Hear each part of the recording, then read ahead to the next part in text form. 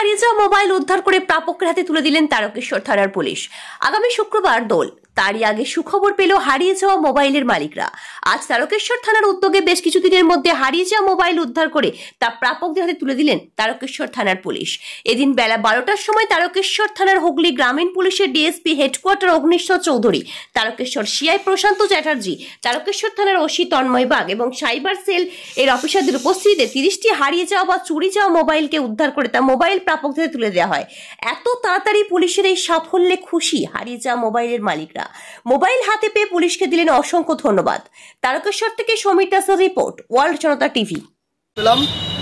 ভালো লাগছে। কিভাবে হারিয়েছিল বলতে বাইরে রেখে গাড়িতে ছিল, গাড়ি দিয়ে কেউ নিয়ে নিয়েছিল। মানে কতদিন হারিয়েছে? 1 বছর 1 মাস হচ্ছে। তাহলে 1 বছর 1 মাস মানে তো আশা ছেড়ে দিয়েছিলেন? প্রায় ছেড়ে দিয়েছিলাম। তাহলে থানার প্রতি একটা বিশ্বাস ছিল যে পেয়ে যাব। উদ্ধার হয়েছে, 1 বছর বাদ উদ্ধার করেছে।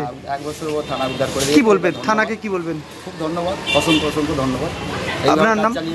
আপনার নাম? আমার নাম শঙ্কর সামন্ত। হারানো মোবাইল যেটা ছিল ওটা এসেছিলেন যারা, তাদেরকে ফেরত দেওয়া হলো। এর আগেও এখানে একটা এরকম যাদের মোবাইল হারিয়েছিল আমরা ফেরত দিয়েছিলাম। টোটাল এই বছরে এখনো পর্যন্ত আমরা 50টি হারিয়ে যাওয়া মোবাইল আমরা ইয়েদের হাতে, যারা হারিয়ে ফেলেছিলেন তাদের হাতে আমরা তুলে দিতে সমর্থ হয়েছি। এর আগেও তো দেখা গেছে বিভিন্ন থানায় উদ্ধার হচ্ছে, দেওয়া হচ্ছে। হ্যাঁ, আপনারা যদি দেখে থাকেন তো 24 সালে এটা খুব কন্টিনিউয়াস প্রসেস ছিল। যেমন 24 সালে আমাদের শুধু তারকেশ্বর থানা থেকে প্রায় 65টার মতো মোবাইল, হারিয়ে যাওয়া মোবাইল আমরা যারা ভিকটিম ছিলেন তাদের হাতে তুলে দিতে আমরা সক্ষম হয়েছি।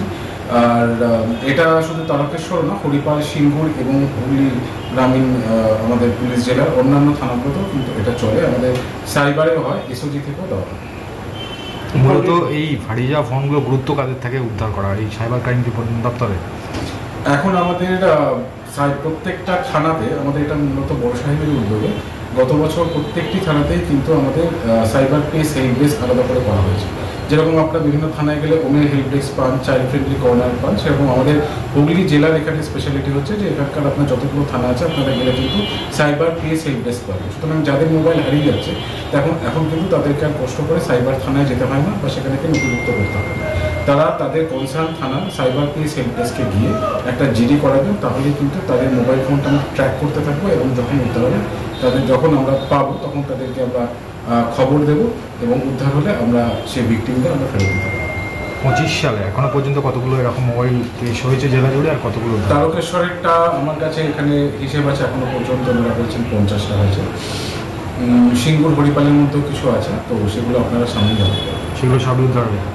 কিছু সব এটা সারা বছর ধরেই হয়, এটা প্রসেসে থাকে। মানে খুব কম সময়ের মধ্যে কতগুলো হয়েছে? মানে ধরুন 10 দিন, 15 দিন বা 1 মাসের মধ্যে?